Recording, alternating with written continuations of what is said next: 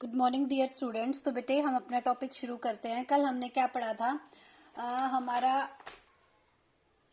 कल हमने powder method के बारे में पढ़ा था कि पाउडर मेथड से किसी भी एक्सरे को जब हम इंसिडेंट कराते हैं तो वहां पे किसी भी क्रिस्टल से रिलेटेड कितनी इन्फॉर्मेशन हमें मिल सकती है, वो सब बातें हमने करी थी। तो आज हमें क्या पढ़ना है? आज हमें determination of crystal structure using the Bragg's law करना है। इसके लिए जब ये आपके पास ये क्वेश्चन आएगा, सबसे पहले तो आप ब्रैग्स लॉ को प्रूफ करोगे कि जो हमारे पास ब्रैग्स लॉ होता है वो क्या होता है। N lambda is equal to में 2d साइन थीटा। इसका मैं तुम्हें डेरिवेशन करवा चुकी हूँ। तो पहले तो आप बताओगे कि ब्रैग्स लॉ होता क्या है, उसका डेरिवेशन करोगे, देन आप ये वाला जो टॉपिक है वो शुरू करोगे। ठीक है। अब यहाँ पे हमारे पास क्या है, हमें अलग अलग क्रिस्टल स्ट्रक्चर के अलग अलग प्लेन को स्टडी करना है। ठीक है। प्लेन को स्टडी करेंगे तो उनमें जो रिलेशंस फाइंड आउट होगा, हमें वो देखना है कि क्या क्या रिलेशन, कितनी इंफॉर्मेशन हमें इससे मिल सकती है। ठीक है। तो हमारे पास टॉपिक क्या है हमारा? Determination of crystal structure using Bragg's law. अब हमारे पास क्रिस्टल ब्रैग्स लॉ का यूज क्या करते हैं? किसी भी क्रिस्टल स्ट्रक्चर की इंफॉर्मेशन या किसी भी क्रिस्टल स्ट्रक्चर के जो हमारे पास डिस्टेंस होता है। देखो हमारे पास क्रिस्टल स्ट्रक्चर क्या होता है, हमारे पास पार्टिकल्स हैं, या ये लगा सकते हो आप, ये हमारे पास रेगुलर अरेंज्ड हैं, कुछ एटम है जो उस क्रिस्टल स्ट्रक्चर के हैं। ठीक है। इससे हमारे पास हम बहुत सारे प्लेन बना सकते हैं। ठीक है। पैरेलल प्लेन्स बना सकते हैं इस टाइप से। ठीक है। ये हम पैरेलल प्लेन्स बना सकते हैं। हर दो प्लेन के बीच के जो डिस्टेंस है वो हमारे पास d, इसे हम बोलते हैं इंटरप्लेनर स्पेसिंग। अब हमें इस टॉपिक, इस ब्रैग्स लॉ की हेल्प से हमें क्या फाइंड आउट करना है? d। ये क्या है? Interplanar spacing. Interplanar spacing. ठीक है। अब हमें क्या करनी है, वो डिफरेंट डिफरेंट प्लेन का यूज करके हमें इस डी की वैल्यू को फाइंड आउट करना है। कोई भी क्रिस्टल स्ट्रक्चर लेंगे, ठीक है, क्यूबिक क्रिस्टल स्ट्रक्चर भी हम ले सकते हैं, उसके डिफरेंट डिफरेंट प्लेन की स्टडी करेंगे और उसकी हेल्प से हम क्या फाइंड आउट करेंगे? यहाँ पे डी की वैल्यू फाइंड आउट करेंगे। ठीक है। तो हमारे पास जो कोई भी क्रिस्टल स्ट्रक्चर है उसको कैसे एनालाइज करेंगे? पहले तो उसके लिए हमें क्रिस्टल स्ट्रक्चर बनाना होगा। ठीक है। तो जो हमारे पास क्रिस्टल स्ट्रक्चर है, समथिंग कुछ मान लो इस तरीके से बनेगा। एक हमारे पास होगा ए बी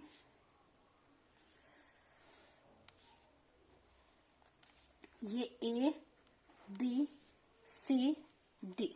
ठीक है। एक हमारे पास इसको डिफरेंट डिफरेंट तरीके से कैसे हम, जिनकी मिलर इंडिसेस सेम बनेंगे ना, उनको एक साथ स्टडी करेंगे, जिनके मिलर इंडिसेस मैच होंगे उनको एक साथ, मतलब सबके मिलर इंडिसेस को देखते हुए हम स्टडी करेंगे। ये हमारे पास हो गया H, ये हमारे पास हो गया F। ठीक है। अब हमारे पास हो गया, और ये हमारे पास हो जाएगा G। हम इनके पॉइंट्स को मैच करा देंगे, इसको इससे मिला देंगे। ठीक है। और एक हम इसको इससे मिला देंगे। मैं डिफरेंट पेन का यूज कर लेती हूँ। ठीक है। तो अब हमारे पास जो डिफरेंट डिफरेंट प्लेन्स बनेंगे ना, उनको पढ़ना है। एक हम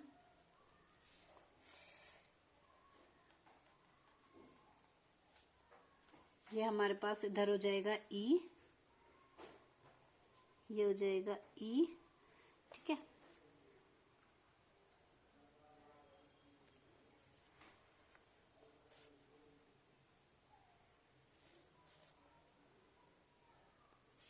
ये जहां पॉइंट पे मिलेगा ये हो जाएगा K, एंड ये हमारे पास हो जाएगा L, और ये हमारे पास L हो गया। This is D1, this is D2 ये वाला प्लेन, और दिस इज D3।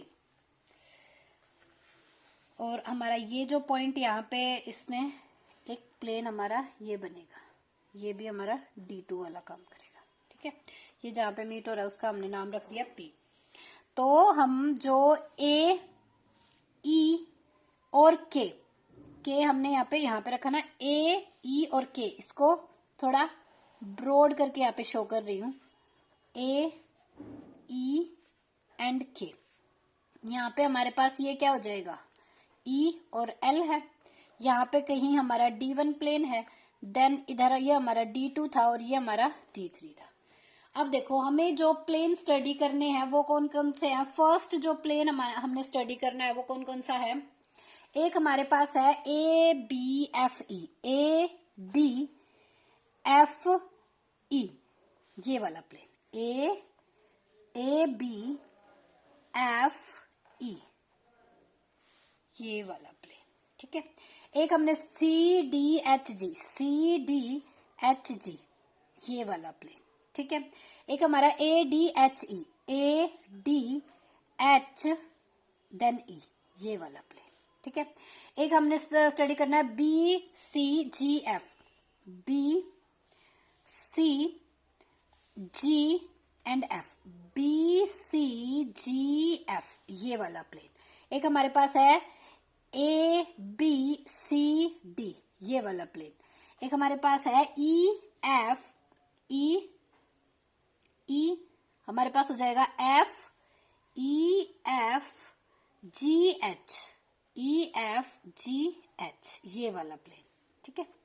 ये जो प्लेन्स है हमारे पास कौन कौन से, हमारे पास प्लेन है A B F E, C D H G, और हमारे पास है A D H E, B C G F and A B C D E F G H. ये जो प्लेन्स है हमारे पास ये सेम प्लेन्स है, आर अलाइक, ठीक है। तो उनका जो डिस्टेंस है, इनकी जो इंटरप्लेनर स्पेसिंग है, उस डिस्टेंस को मैंने, इस प्लेन का जो डिस्टेंस है उसको मैंने नाम दिया है D1, ठीक है। और इनकी जो मिलर इंडिसेस होगी ना हमारे पास, इनको हम इस प्लेन को किस मिलर इंडिसेस से जानेंगे, 1 0 0, ठीक है। अब जो हमारे पास सेकंड है, सेकंड हमारे पास क्या है बेटा, जो सेकंड सेट ऑफ प्लेन है उसमें जो हमारे पास पैरेलल प्लेन्स आएंगे वो किस टाइप के होंगे, A D G H G F होगा, A D G F, A D G, ये वाला जी और एफ, समझ में आ गया। क्या होगा हमारे पास, ए डी जी एफ, ये वाला प्लेन, समझ रहे हो, ठीक है। तो ये वाला जो प्लेन है ये हमारा एक इंक्लाइंड प्लेन है, इंक्लाइंड प्लेन है, तो ये यहाँ पे एक किसी एंगल पे इंक्लाइंड हो रहा है, और जिस एंगल पे इंक्लाइंड हो रहा है ये हमारे पास 45 डिग्री पे इंक्लाइंड हो रहा है।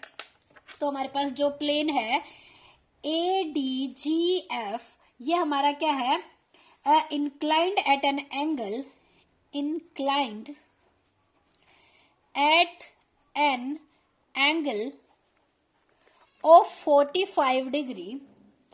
तो जो हमारे पास फर्स्ट सेट ऑफ प्लेन्स है वो ये है हमारे पास, और जो इसका डिस्टेंस है यानी कि इंटरप्लेनर स्पेसिंग है इसकी, वो हो जाएगी हमारे पास D2, ठीक है। जो हमारे पास D2 है वो CP, ये वाली, ये इससे मिल रही है, ठीक है, जिसे हम किससे रिप्रेजेंट कर रहे हैं, D2 को CP से। तो हमारी ये वाली ट्रायंगल देखो अब ध्यान से, ठीक है। तो ये वाली ट्रायंगल जब देखेंगे हमारे पास साइन 45 डिग्री में, साइन 45, साइन थीटा हमारे पास क्या हो जाता है, साइन थीटा परपेंडिकुलर अपॉन में हाइपोटेन्यूज। तो परपेंडिकुलर अपॉन में हाइपोटेन्यूज निकालेंगे तो हमारे पास हो जाएगा D2 बाय में D1 which is equal to 1/√2, ठीक है। तो 1/√2 आ जाएगी, और ये जो प्लेन है इसकी इंटरप्लेनर स्पेसिंग, जो हमारे पास मिलर इंडिसेस आएंगे वो कितने हो जाएंगे, 1 1 0, ठीक है। अब थर्ड प्लेन हम कंसीडर करते हैं, तो अपने पास जो थर्ड प्लेन है वो हो जाएंगे हमारे पास, third set of planes are the planes like AFH, AFH दिखाई दे रहा है आपको, AFH इस टाइप वाला, ये वाला प्लेन जो ट्रायंगल की शेप में है, AFH। और ये हमारे पास बाइंडिंग द स्पेसिंग है बिटवीन द प्लेन्स, ये हमारे पास किसका काम कर रहा है, binding the spacing between the planes. तो यहाँ पे हम E के जो हमने ड्रा किया था ये वाला, जो हमने ई के ड्रा किया परपेंडिकुलर किस पे किया है, एफ एच पे। ठीक है, ये जो एफ एच पे हमने ड्रॉ किया है इसे हम ए के ज्वाइन कर देंगे। ए के को जो हम ज्वाइन करेंगे और ये परपेंडिकुलर लेंगे ये एल पे। ठीक है, तो ये हमारे पास एक परपेंडिकुलर इसका जो मैंने यहाँ पे भी दिखाया है ए के, ये इसका परपेंडिकुलर कौन सा है, ई एल। और जो ई एल है वो हमारा किसके इक्वल है, D3 के इक्वल है। तो ये जो हमारे पास ट्रायंगल ले लेंगे ए ई के, और इस ट्रायंगल में हमारे पास ए ई किसके इक्वल है, D1 के। ए ई किसके इक्वल है, D1 के। और ए ई के किसके इक्वल है, D2 के।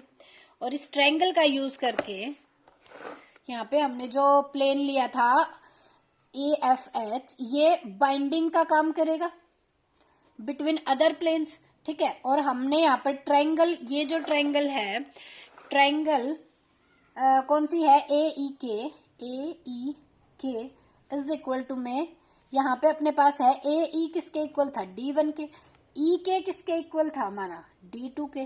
तो ए के यहाँ से अपना जो ए के है, ए के ये किसके इक्वल, ए ई का स्क्वायर प्लस ई के square under the root A E square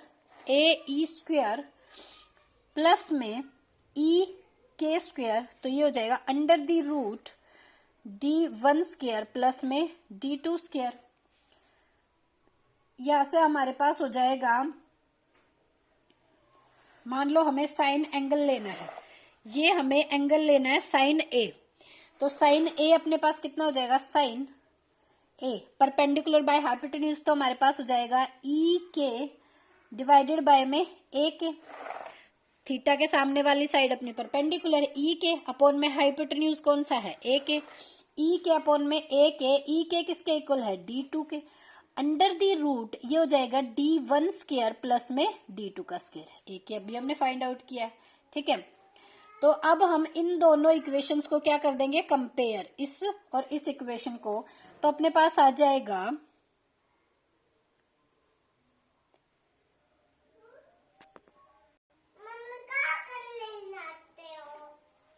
ठीक है, तो हमारे पास यहाँ पे पहले हमें साइन ए की वैल्यू भी तो निकालनी होगी। साइन ए ये हमारे पास हो जाएगा ई एल, तो यहां से अपने पास हो जाएगी साइन ई एल अपॉन में ए ई। ये वाली ट्रायंगल से जो साइन ए है वो हम ये भी तो निकाल सकते हैं, ई एल ये क्या परपेंडिकुलर हो गया अपॉन में ए ई, इसके लिए ये हाइपोटेन्यूज हो जाएगा। तो ये हो जाएगा ई एल अपॉन में ए ई, और ई एल अपना किसके इक्वल है, D3 के। D3 ए ई अपना किसके इक्वल है, D1 के। ठीक है ना, इसको इक्वेशन नंबर 1 बोल दो, इसके इक्वेशन नंबर 2। ये भी साइन ए के इक्वल, ये भी साइन ए के equal. On comparison of equation 1 and 2 we get, हमारे पास क्या हो जाएगा, D3 by D1 is equal to D2 divided by under the root D1 square plus में D2 स्क्वायर। यहां से अपने पास D3 किसके इक्वल आ जाएगा बेटा, यह आ जाएगा D1 इधर चला गया, D1 by D2 under the root D1 square.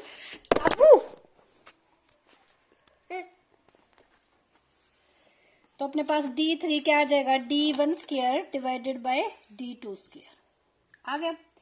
अब हमारे पास है, हम इसको लिख सकते हैं बेटे, D2 डिवाइडेड बाय, अपने पास आ गया था ना साइन 45, D2 बाय में D1 which is equal to 1 by root 2। हम उसको यहाँ पे यूज कर देंगे। उसको यहाँ पे यूज कैसे करेंगे, इसको डिवाइड कर देते हैं किससे, हम इसको डिवाइड कर देते हैं किससे, यहाँ पे हम डिवाइड कर देंगे D2 स्क्वायर से। तो ये अपने पास कितना बच गया, D2 स्क्वायर से डिवाइड करेंगे D3 इज इक्वल टू में D1 बाय में D2 बच जाएगा। ठीक है, D2 D1 से डिवाइड करना पड़ेगा भाई, तो उल्टा लिख लेंगे ना, तो हमारे पास क्या बन जाएगा, D1 इंटू में D1 रूट 2 आ जाएगा बाय रूट 2, D1 बाय में रूट 2। अगेन यहाँ पे भी डिवाइड करेंगे तो ये हमारे पास D1 स्क्वायर है, ये हमारे पास क्या हो जाएगा, d1 स्क्वायर डिवाइडेड बाय 2, √2 था, स्क्वायर है तो अपने पास क्या हो जाएगा, 2 हो जाएगा स्क्वायर करेंगे तो। बेटे 1 मिनट, तो अपने पास क्या हो गया, d3 इसके इक्वल आ गया, तो अपने पास क्या आ जाएगा बेटा, d1 का स्क्वायर बाय √2 डिवाइडेड बाय अपने पास d1 स्क्वायर, d1 अपने पास बाहर आ जाएगा अंडर रूट से, अंदर क्या बच जाएगा 1, और ये डिवाइडेड बाय 2 है, एलसीएम लेंगे तो हमारे पास क्या हो जाएगा 3/2।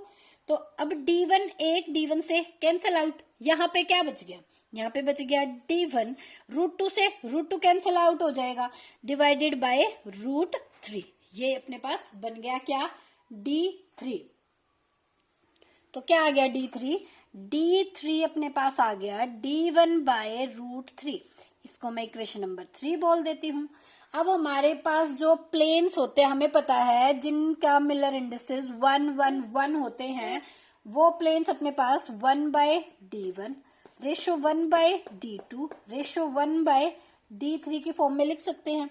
तो 1/d1 रेशो, इसको मैं क्या लिख सकती हूँ, d2 को √2/d1, क्योंकि हमें पता है d2/d1 अपना किसके इक्वल है, 1/√2 के, ठीक है ना। और ये हो जाएगा, अब ये जो हमने फाइंड आउट किया उससे √3 में d1 सबसे हट जाएगा, तो क्या बच गया 1 रेशो √2 रेशो √3। इसको मैं इक्वेशन नंबर 4 नाम दे देती हूँ।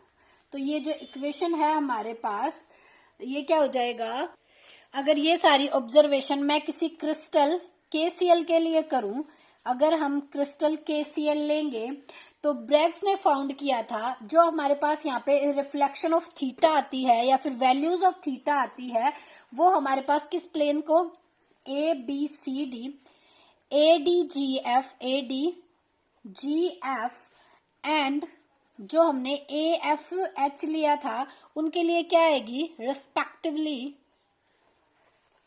थीटा इज इक्वल टू 5.22, ये मैं याद करने की कोई जरूरत नहीं है बेटा, 7.33, ये उनकी जो उन्होंने एक्सपेरिमेंट किया था उसकी ऑब्जर्वेशंस थी। Theta 3 is equal to 9.05। तो फर्स्ट ऑर्डर के लिए हमारे पास क्या हो जाएगी, हमें पता है फर्स्ट ऑर्डर के लिए हमें पता है n lambda is equal to में 2d साइन थीटा, ये है। फर्स्ट ऑर्डर के लिए अपने पास n की वैल्यू 1 होगी, तो lambda is equal to 2d sine theta. यहाँ पे हम क्या कर लेंगे, 1/d is equal to 2 sine theta divided by में लैम्डा हो जाएगी। यहाँ से हम क्या कंक्लूजन निकाल सकते हैं, 1/d डायरेक्टली प्रोपोर्शनल है, वो जो रिफ्लेक्शंस होगी या जो थीटा के साथ जो भी उनका रिलेशन होगा वो क्या है, इनवर्सली प्रोपोर्शनल है। तो हमारे पास जो हमारा रिलेशन आया है 1/d1 रेशो 1/d2, अब हमारे पास आ जाएगा 1/d2 ratio 1/d3 is equal to, sine में आ जाएंगे ना, साइन थीटा, साइन थीटा क्या, थीटा ये है, थीटा 1 ये है, थीटा 2 ये है, थीटा 3 ये है, इसके लिए थीटा 1 हो जाएगा, इसके लिए थीटा 2, इसके लिए थीटा 3। तो ये वैल्यू हम पुट कर देंगे, उनकी जो भी हमारे पास वो वैल्यू आएंगे, वो वैल्यू पुट करने के बाद ये हमारे पास एक न्यूमेरिकल डाटा आ जाएगा 1 रेशो 1.40 रेशो 1.73, समथिंग इस टाइप का आ जाएगा। तो एक्सपोनेंट फॉर्म इनकी क्या हो जाएगी बेटा,